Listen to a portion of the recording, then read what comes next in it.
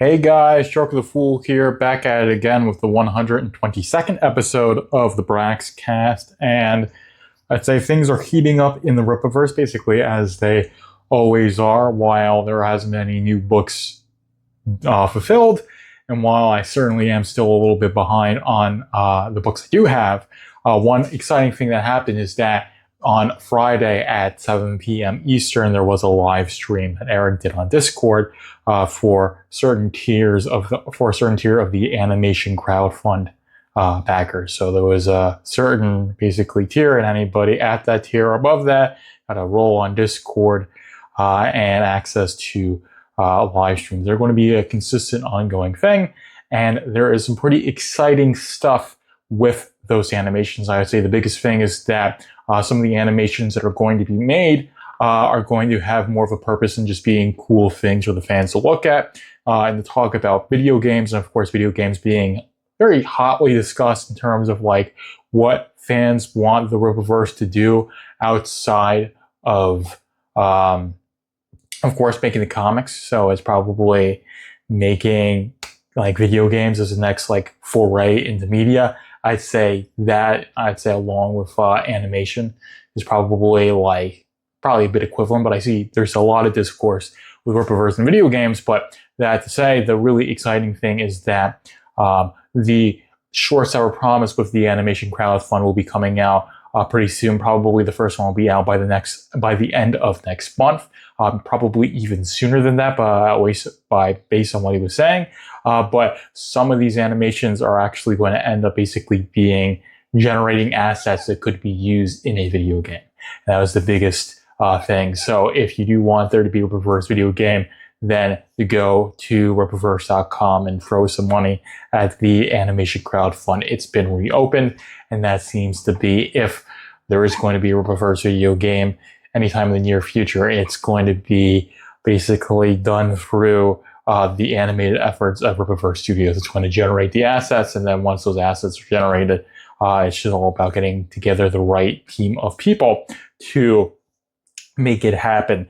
And hopefully, as time goes on, Rippaverse Studios can get basically a coffer big enough where you can have like an in-house like animation studio, full in-house like game development studio. But I'd say that's years down the road where you can have something like that. To me, that's like the really enticing thing for basically any entertainment company to do, especially when it comes to like animation, comes to game development. Instead of finding companies or studios to farm out, developing this media, having an in-house studio that you have control over, can work very intimately with, is the end goal. I wish it's something that Paramount did with Avatar Studios, but they're not really doing that with the games or the animated stuff that they're developing. They're farming it out to different studios. Then Avatar Studios is more just a production company facilitating stuff. Whereas I'd say the end goal of something like Rippaverse Studios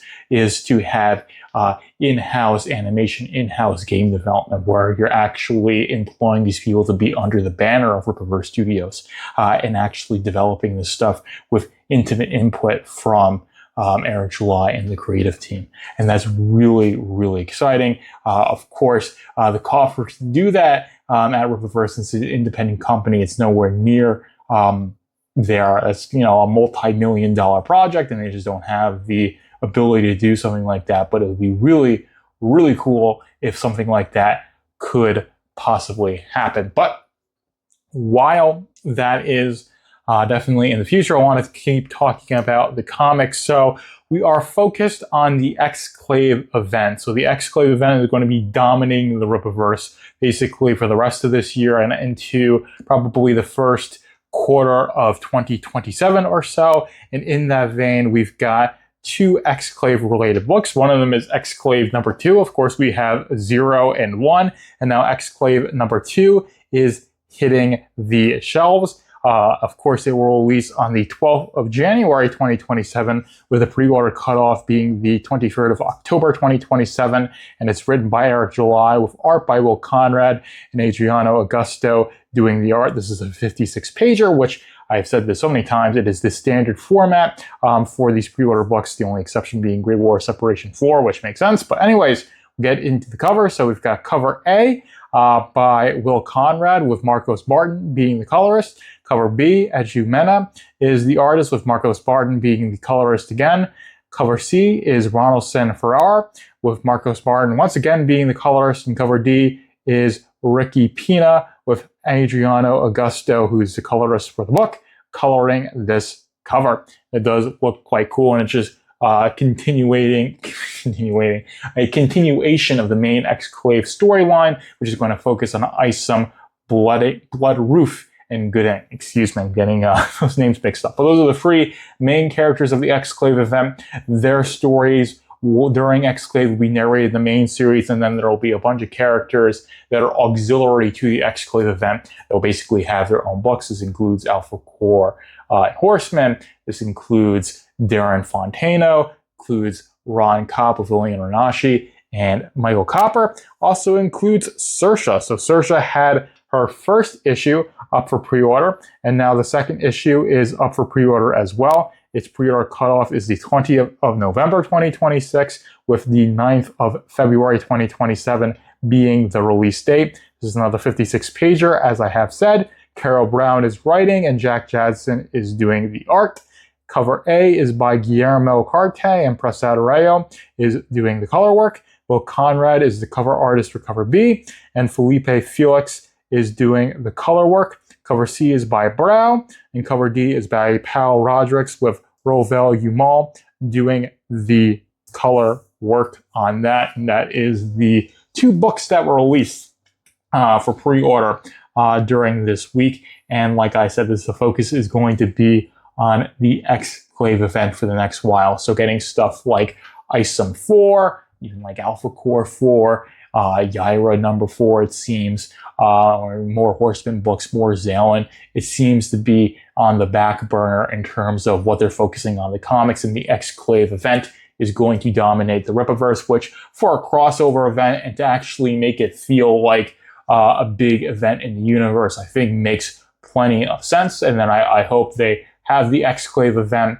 It ends sometime in 2027, and then we get a little bit more time to basically build up the individual stories of the characters, have the basically Isom 4 picking up after the events of Isom 3, or basically after the Exclave event. Hopefully the Exclave event deals with some stuff that's happened after Isom number 3, because Isom number 3 had a very interesting end. You know, this includes Blood Roof number 2, right? There's a lot of really cool things. I believe Blood Roof number 3 is on the way.